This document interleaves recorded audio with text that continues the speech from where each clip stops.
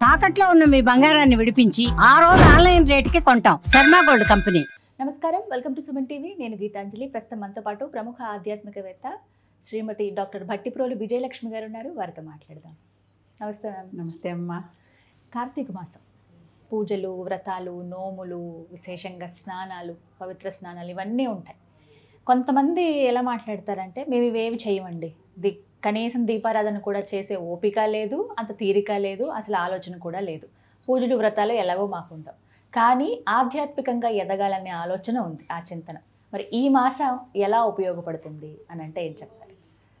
అసలు నిజాయితీగా మాట్లాడాలంటే బయట చేసే కార్యక్రమాలు ఏమీ చేయక్కర్లా.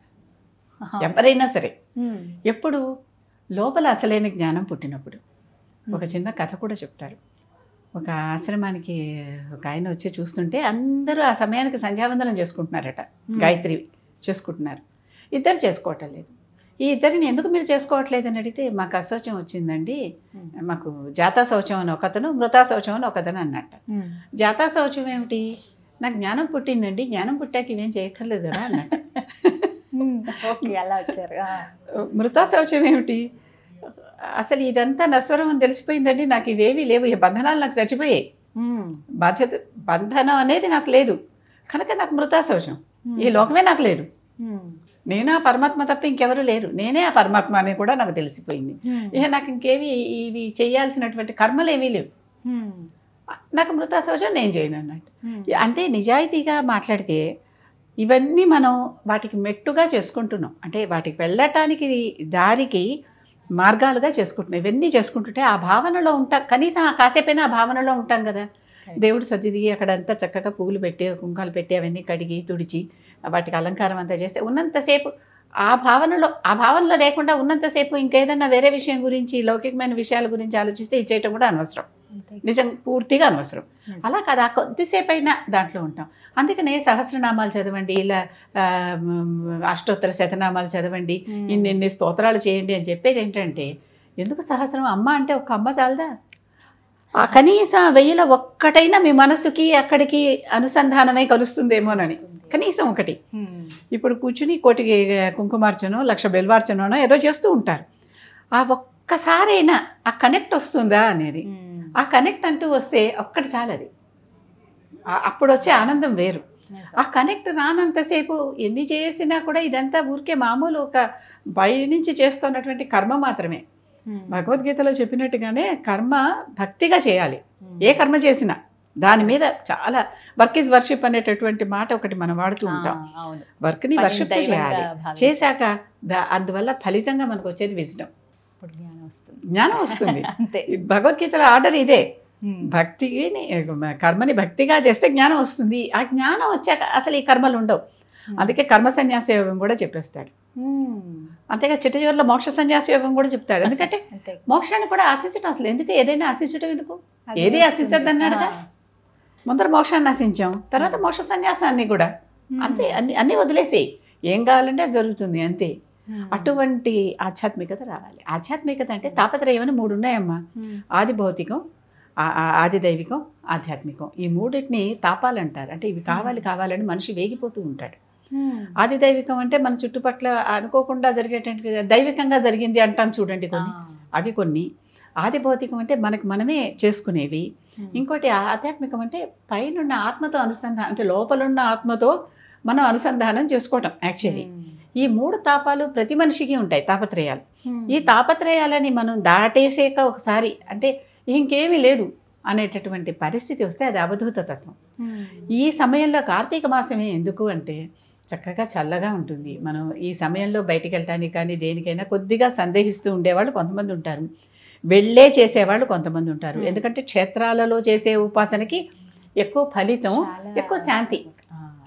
అక్కడ కూడా కూర్చుని గుంపుల్లో చేరి అది బాగుందా, ఇది బాగుందా, అది చూసారా, ఇది చూసారా దానికి ఇంట్లోనే కూర్చోవచ్చు, దానికి అక్కడ దాకా వెళ్ళాల్సిన అవసరం లేదు. అక్కడికి వెళ్ళాక సత్సంగా ఉంటాం. అందుకే ఎప్పుడు కూడా ఇటువంటి భావాల గురించే మాట్లాడుకుంటూ, ఇటువంటి అనుభవాలు వాటి కోసం తాపం పడిపోవటం, అంటే వేగిపోవటం, అవి నాకు కావాలి అనేటటువంటి ఒక తాపత్రయంలో ఆధ్యాత్మిక తాపత్రయం అంటాను దీన్ని. అది రావటం, అది ఎప్పుడైతే వస్తుందో మనం సరైన దారిలో పయనిస్తున్నామని లెక్క. అటువంటిది ఈ నెలలో ఏదైనా పురాణ పఠనం కానీ జాగరణ కూడా చాలా ముఖ్యం అని చెప్తాం కదా. కనుక జాగరణ చేసేటప్పుడు ఊరికే జాగరణ చేయటం కాదు, ఏదో పాటలు వింటూనో సినిమాలు చూస్తూనో జాగరణ చేయటం కాదు. ఏదైనా ఒక పురాణం పెట్టుకోండి, అది చదవండి లేకపోతే వినండి. ఈరోజు వినే మోడ్ కూడా వచ్చేసింది కదా మనకి, మీడియంస్ పెరిగిపోయినాయి మనకి. వినండి లేదా చదవండి లేదా చూడండి, అన్ని రకాల మీడియంస్ మనకు వచ్చేసినాయి. కనుక ఇట్లాంటివన్నీ మనకు కావాల్సింది. ఈసారి నాకేం కావాలి, ఒక నిజంగానే నెల మొదట్లో ఉన్నాం కనుక ఒక టైం టేబుల్ వేసుకుని, ఇగో ఈ వారం రోజులు మొదట ఈ కార్తీక పురాణం వింటాను, ఇంకోసారి కాశీఖండం చేసుకుంటాను, ఇంకోసారి ఇంకోటి శివపురాణం వింటాను, స్కాంద పురాణం వింటాను, మార్కండేయ పురాణం వింటాను. ఇవే కదా కావాల్సినవి. కనుక మనకి ఏవి కావాలనేది ముందరే నిశ్చయించుకుని, మొత్తం మనకి ఎన్ని ఉన్నాయో ఇలాంటివి కదా, వాటన్నిట్లో అన్నీ ఒక్క నెలలో కూడా చేయలేం, అసాధ్యం. చేసినా మనకి కిక్కిరిసిపోతుంది. ఒకటి రెండు ఎవరికి ఏది ఎక్కువగా మనసుకి అటాచ్ అవుతుందో అలాంటి దాన్ని తీసుకుని చక్కగా ఈ నెలంతా అవి చదువుకుంటూ చేస్తే ఖాళీ ఉన్న సమయం అంతా, ఖాళీ లేదనే మాటకు అర్థం లేదు. ఎవరికైనా ఉండేదా 24 గంటలే, చదివే వాళ్ళకి చదవని వాళ్ళకి కూడా ఉండేదా 24 గంటలే. కనుక నిద్రపోతుంటే కూడా చేసుకోవచ్చు, యోగ నిద్ర అంటారు దాన్ని. ఆ నిద్రలో కూడా పడుకునేటప్పుడు పూర్తిగా అదే విషయాలు తలుచుకుంటూ మనం కనుక పడుకుంటే నిద్రలో మనకి స్వప్న సందేశాలు వస్తాయి, స్వప్న దర్శనాలు అవుతాయి. ఆ నిద్రపోతున్నంతసేపు మనం పూర్తిగా భగవంతుడితో అనుసంధానం అయిపోయి ఉంటాం. ఒక రకంగా భగవంతుడు ఒళ్ళో కూర్చొని ఉంటాం. అంత హాయిగా తల్లి ఒళ్ళో పడుకుంటే బిడ్డ ఎంత చక్కగా నిద్రపోతుందో అట్లా ఉంటుంది మనకు అప్పుడు ఆ పరిస్థితి. అందుకే నిద్రపోతున్నప్పుడు మనం ఎవరు, ఏంటి, ఏం చేస్తున్నాం, ఏం చేసాం, అసలు నేనేంటి, నా పొజిషన్ ఏమిటి, పోనీ నా కష్టం ఏంటి, నా సుఖం ఏంటి, ఏమి పట్టించుకోం. గమనించండి, అలాంటి నిద్ర కూడా దీనికోసం మనం వాడుకోవచ్చు. అందుకని పడుకునే ముందర చక్కగా దైవధ్యానం చేసుకుని పూర్తిగా దాని గురించే ఆలోచిస్తూ పడుకుంటే దానికి సంబంధించినటువంటి లోకానికే మనం వెళ్తాం. వెళ్ళి చక్కగా అది కూడా చేసుకోవచ్చు. కనుక ఈ నెలని వచ్చినటువంటి దానిని, ఇది దైవ సంబంధమైన, ఎందుకంటే ఇటు శివుడికి విష్ణువుకి రెండిటికి, కార్తీక మాసం దామోదర మాసం రెండును, ఇది రెండు ఆయనకి, ఇటు శివుడు విష్ణువు ఇద్దరికి కూడా చాలా పవిత్రమైనటువంటి మాసాలు ఇవి. కనుక వీటిని చేసుకునేటప్పుడు మాకేం మంత్రోపదేశాలు లేవండి, మేమేం జపం చేసుకుంటాం, ఎందుకు మంత్రోపదేశం ఎందుకు, దేవుడే ఇచ్చాడు అనుకోండి, ఓం నమ శివాయ అనుకోండి, ఓం నమో నారాయణాయ అనుకోండి, పోనీ ఓం నమో భగవతే వాసుదేవాయ అనుకోండి, లేకపోతే శ్రీమాత్రే నమః అనుకోండి. ఎవరికి ఏ మంత్రం వస్తే ఆ మంత్రం, ఇవి తేలికైనటువంటివే కదా, తప్పేం లేదు కదా. ఓం అంటే మనం పిలుస్తున్నాం ఆ దేవతలతో అనుసంధానం కావాలి అని. చక్కగా అక్కడ కూడా చేసేటప్పుడు చిట్ట చివరి ఎప్పుడు ఒక మంత్రం చేశాక నిశ్శబ్దం అనేది ఉంటుంది. ఓం అన్నాం అనుకోండి, ఆ ఊ మా అనే 3 అక్షరాలతో ఓం మొదలైంది అంటాం.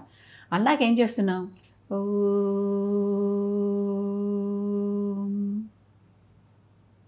ఆ వైబ్రేషన్ వచ్చినంతసేపు కాసేపు నిశ్శబ్దం వస్తుంది. చిట్ట చివరిలో మా అయిపోయాక నిశ్శబ్దం వస్తుంది. ఎప్పుడైతే లోపల మనకి వైబ్రేషన్ తెలుస్తూ ఉంటుంది కూడా, ఊరికే చేయటం కాదు అది. ఆ వైబ్రేషన్ మొదట్లో రాలేదు, వచ్చేదాకా చేయండి, కష్టమే ఉంది, ఇబ్బంది ఉంది. పడుకునే ముందర కూడా చేసుకోవచ్చు కదా. ఆ చివరిలో వచ్చేటటువంటి నిశ్శబ్దం ఉంది, ఆ నిశ్శబ్దం మనల్ని భగవంతుడితో అనుసంధానం చేస్తుంది. ఆ అనుసంధానం కోరుకునేటటువంటి వాళ్ళందరూ పెద్దగా కష్టపడక్కర్లా. పూజలు, మనం ఇందాక అనుకున్నటువంటి దీపాలు, ఉపవాసాలు, నైవేద్యాలు, ఇవన్నీ కాస్త పక్కన పెట్టేసి మనకు కావాల్సింది అసలేంది వేరే ఉంది, అది తెలిసింది వీళ్ళకి.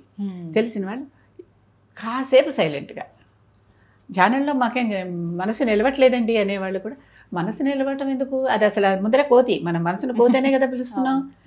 కనుక ఆ కోతిని కాసేపు ఉండని, దాని ద్వారా తిరుగుతూ ఉంటుంది. అవన్నీ వదిలేసి మీరు దాని వెనకాల ఇది ఎట్టపోతుంది ఇటు పోతుంది అనే ఆలోచన దాని మీద పెట్టడం వల్ల అది ఇంకా, ఆ పిల్లలు కూడా చూడండి, మనం అటెన్షన్ పెట్టకపోతే మానేస్తారు అల్లరి, అటెన్షన్ పెడితే ఇంకా ఎక్కువ అల్లరి చేస్తారు. కనుక వాళ్ళని కాసేపు పడి ఉండనివ్వండి పక్కన, అంతే. అలా అనుకోవాలన్నమాట. ఆ మనసుని ఉంచి పక్కన మనం మిగిలినటువంటి అంతా చేయటం. మనకి ఎప్పుడు నిత్యం మన పనిలో మనకి పనిచేసేవి ఒక 5 కర్మేంద్రియాలు, 5 జ్ఞానేంద్రియాలు, ఇవి ఎప్పుడు పనిచేస్తూ ఉంటాయి, ఇవి కూర్చోవు. తెలుసు కదా జ్ఞానేంద్రియాలు. దాంతోపాటు ఈ మనసు చేరితే 11. ఈ 11ని ఎప్పుడైతే మనం నిగ్రహిస్తామో ఇవే ఇంద్రియాలు. ఆ ఏకాదశి వ్రతం అనమాట అది. ఏకాదశి వ్రతం అంటే ఈ 11ని అదుపులో పెట్టుకుంటున్నాము అంటే, వాడుకుంటాం, వాడుకోకుండా వదిలేయం. ఎప్పుడు వాడుకోవాలో ఎప్పుడు వాడుకోవద్దో, ఎప్పుడు దాన్ని ఊరుకోబెట్టాలో, ఎప్పుడు దాన్ని లేపాలో తెలియటం అనేది ఆ కంట్రోల్. అందుకే నిగ్రహం అన్నాం కానీ ఇంద్రియ వైరాగ్యం అనలేదు, అవును. ఇంద్రియ నిగ్రహం అన్నాం. ఆ కంట్రోలింగ్ పవర్ తెలిసిన వాడికి అసలైన ఆధ్యాత్మిక తత్వం వంటబట్టినట్టే, అందినట్టే.